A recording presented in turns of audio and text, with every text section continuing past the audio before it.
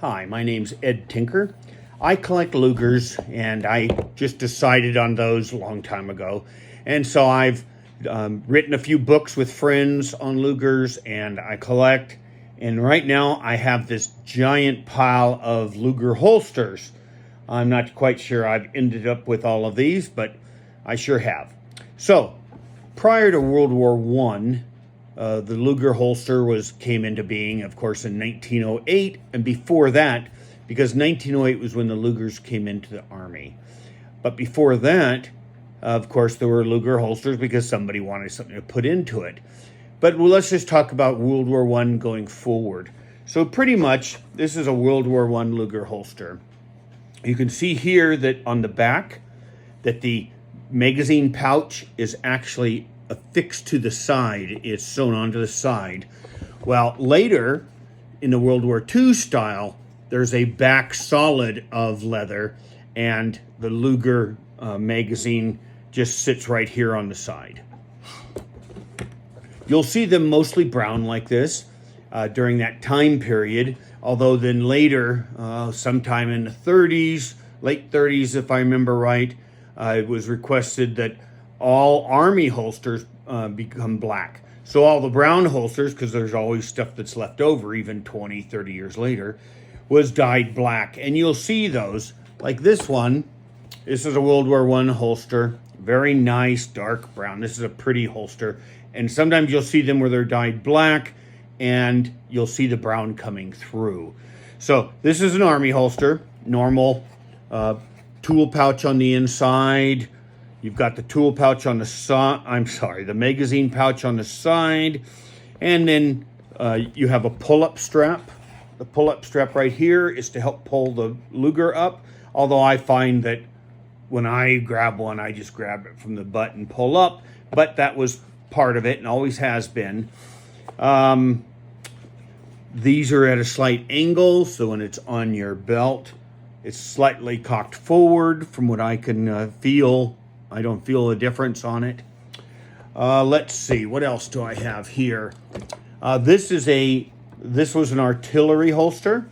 You can tell it was an artillery holster because they had a strap going straight down, and this was added later.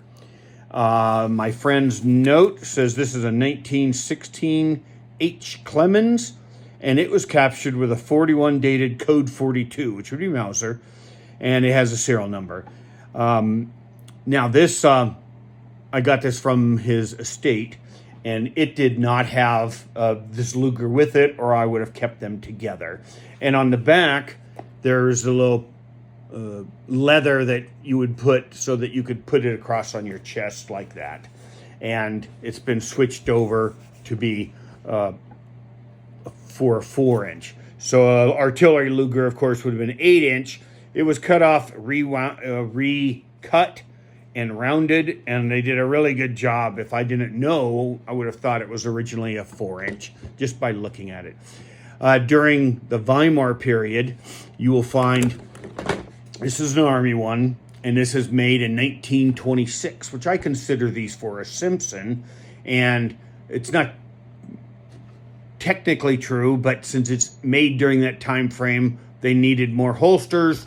Good chance that it went with a new Simpson and Company Luger. So they'll be dated 1926 either here or on the back. And they're all made in Berlin, so it must have been just where the contract was. For these, you will also see there's the normal loading tool pouch right here. And then they put on a cleaning rod, and you could put a patch here and a cleaning rod right here.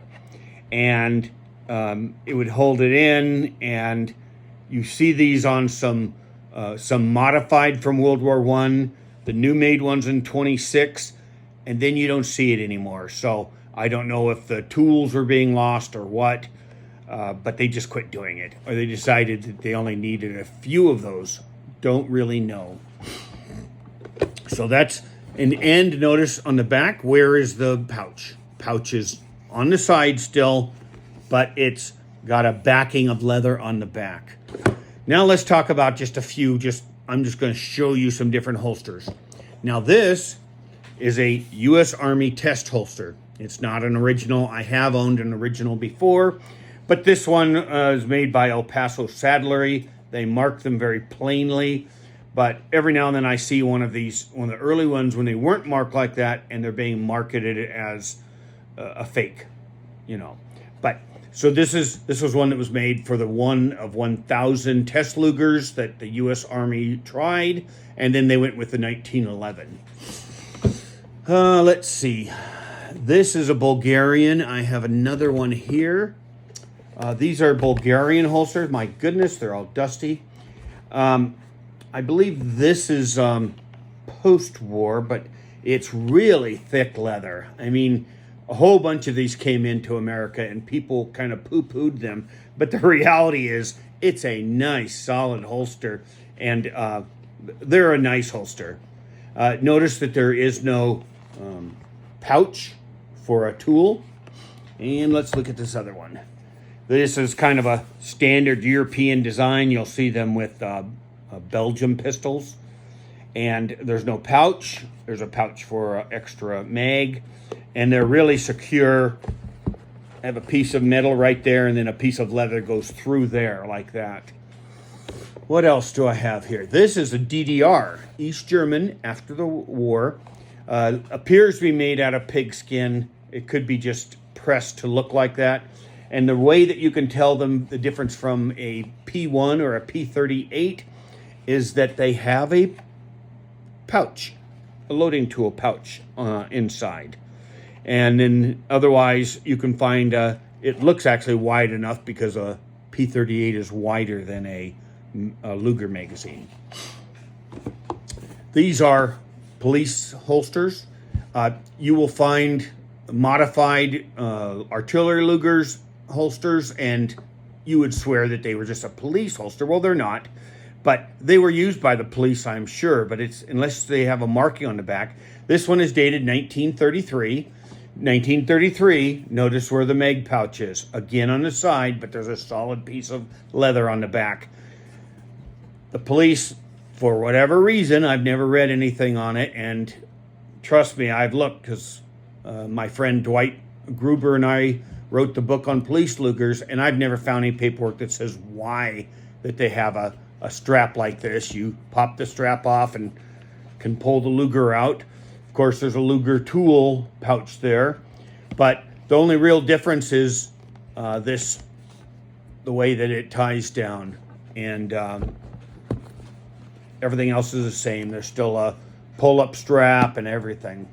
This one is dated 1933 by Wunderlich in Berlin, Southwest, and it's marked SB, which is Berlin. Schultz, Polizei. What's this? This is probably an artillery. It's hard to say. You can see somebody's removed the extra mag pouch. It's really kind of cool the way they did this. It's a regular World War I style. It's been cut down, but I couldn't resist it. Probably bought it for 30 or 40 bucks years ago. I like it. This one's a SA, which is actually for the finish. Having a heck of a time talking here. You can see the little SA marking. Suomi Army, but it means that it's for the Finnish Army. And they still have the pouch inside, and everything else is about the same. You'll find a lot of them with these period repairs, and to tell you the truth, I'm not sure if they were made in Finland or if they were made in Germany. I need to ask a couple friends of mine. You'd think I'd know that, but I've never come across anything that says specifically. But these are nice holsters. I don't have a Finnish holster right now. I mean, a pistol right now. What else do I have here? Oh, this is a neat one. This is actually Nambu. And it's a nice Nambu holster, except it's been lengthened. Now, the only reason I can figure it was lengthened this big, and an artillery Luger fits in it, and there were lots of several 10,000, so about 11,000 Lugers were in the Dutch East Indies, which the Japanese took over. And so possibly this came from there, although none of the Dutch Lugers were an artillery Luger.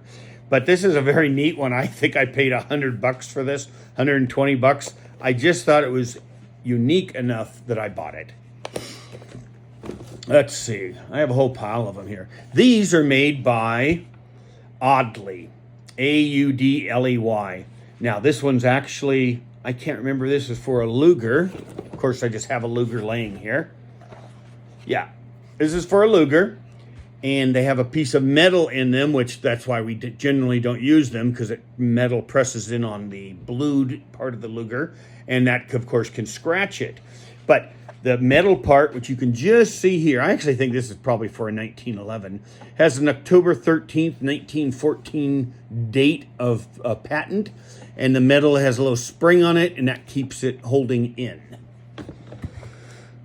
Oh, this is a Swiss Luger. If you can see the Swiss mark on it, it was made by DWM, which it has the DWM, and I have two Swiss holsters here.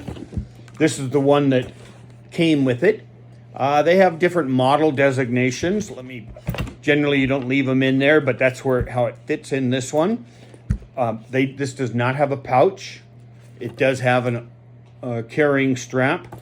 However, the other model, I believe it's the 1924, has a Luger pouch on the top. And it connects like that. You put it in there, and here, and the Luger would go on the inside. People put these things in there to keep them to have their shape, and I just never took this one out. I can't remember how I picked this one up. I think I was at Allentown in Pennsylvania. I love Allentown. It's an arm collector show. This is a commercial U.S. holster made by Eubanks in Boise, Idaho. Nice holster. It's a kind of a Western style to it, I guess. And I've got quite a few commercial holsters. I just like them. Now, this is a neat one. This actually has my shooter in it, one of my shooters. And for some reason, they've put I think it's a 2 lobe for a crown. And it's possible that it was in World War I. Has a second pouch here for a magazine. For, the commercials, you generally don't see them. This is my bull barrel Luger that GT made up for me. And I just really, it's even loaded. I thought it was.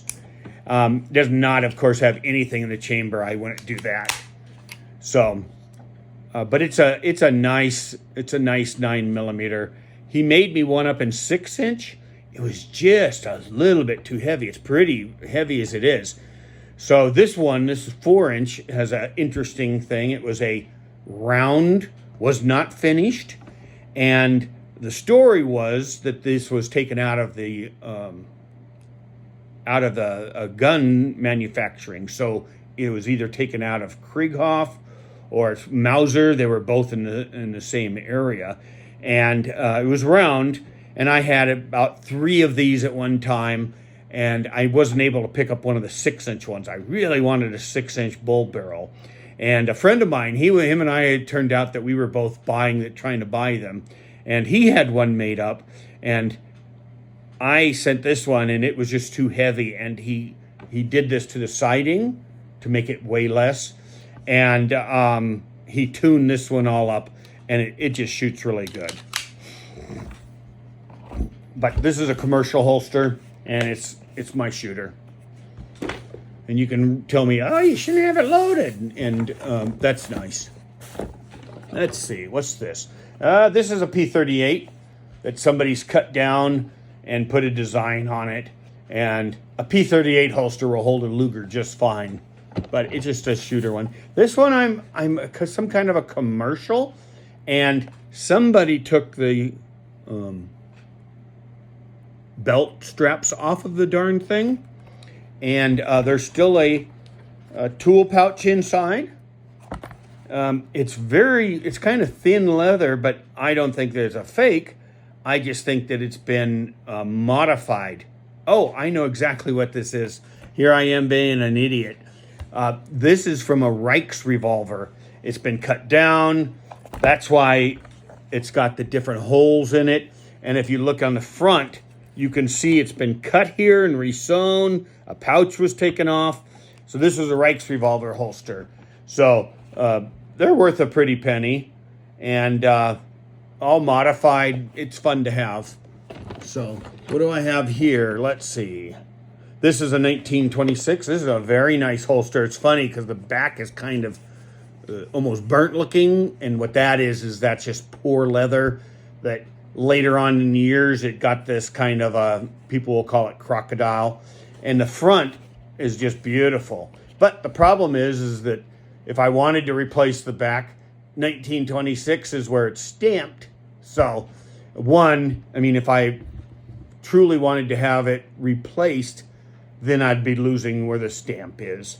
So I generally leave things alone. I do have holsters repaired if they need be, because as Jerry used to tell me, a broken holster is a broken holster. So he was very good. He no longer does repair, but he would put the stitching in the exact same hole. So he was great. But this one, 1926, it's got the cleaning rod pouch. It's got the tool pouch. Everything's the same. It's done in the World War II style, even though it was before World War II. So you could actually call it the Weimar style, but it's just easier to tell people. Let's see, what's this one? This is a, notice that this one has a cleaning rod pouch and has a tool pouch. However, it is a World War I artillery holster that's been converted, and then it was converted to have the rod. And you can see on the back that the magazine pouch goes on the side. Let's see, what's this one? This is we call them, this is not a Norway one. The Norway ones have holes in them because they had like what we wore in World War II for our belts around our middle, and then they could go on instead of going through a loop like the Germans had an actual belt. However, this is a 1926. I've got three or four of them now. And it's got the same things. Nice 1926 here. And it has a period replacement, which turns some people off. But I don't know, I like it. It has a weapons number of 2395. So those are all the holsters I pulled out. Oh yeah, it's one with a bad back. This is a police holster. Did I show this one? This one has 2 spare mags that are both numbered 5713, a 1 and a 2. And what's fascinating is this one is a wood bottom mag, the number 1, and this is a metal one, an aluminum with a number 2. Now, in 1926 is when they started making these with aluminum bases around that time frame, and there was a rule put out saying that these will, going forward, as you run out of the wood bottoms, you'll replace them with aluminum, because the aluminum lasts much longer. Now this one has an Eagle L on it. It's police. The 1 and the 2 mean it's police. Now notice it has a flat button. I love these flat buttons. I've had probably 10 of them over the years. These are just made really well. But they found these flat bottom ones kind of caught up on a Luger, because I doubt if you can see it, but a flat bottom's like this, and a normal one has these serrations around it. And the flat bottom one, they're just a little bit too big. Now this is 5713. I got this from a friend of mine, and the holster is 5713. But I don't have this pistol, which is a shame, because this would be a full rig. And I realized that one of them's been changed since it was World War I era. This is a 1933 holster. So, and it's got X's out, so it was stamped over at one time. So I just wanted to give you a quick little overview of Luger holsters and just kind of what I have, just because they're different. And you guys enjoy your collecting. Take care.